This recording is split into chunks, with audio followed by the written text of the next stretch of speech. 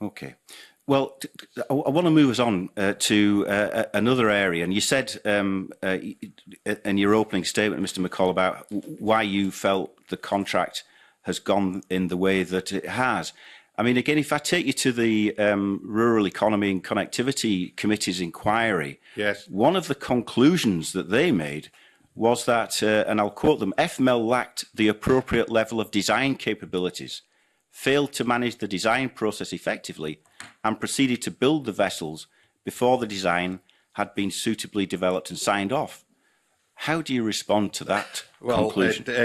It's not something I recognise, and it's not something that the government's appointed expert recognises. In fact, he's on record. This is Mr. Van Beek. Yes, he's on record. I mean, all you need to do is read Van Beek's evidence to the RECC, and he will tell you that what he saw was quite different to what CMAL was saying. And he also says in here that it appears that what was reported was that was just what CMAL was saying.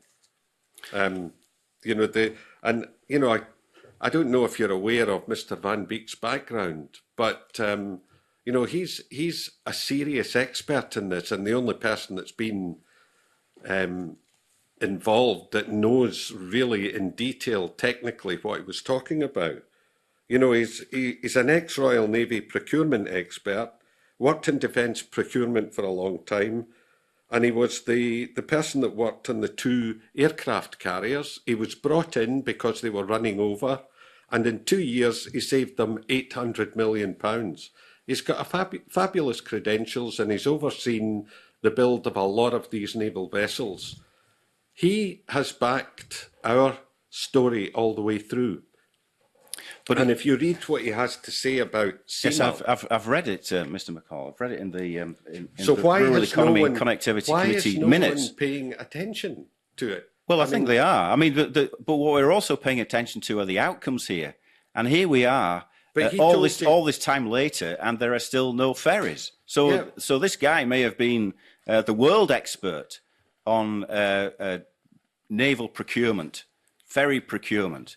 But the fact of the matter remains, this contract is 2.5 times over budget and 5 years late. That's because he wasn't heeded in what the advice he gave. He gave advice that wasn't taken. It was ignored.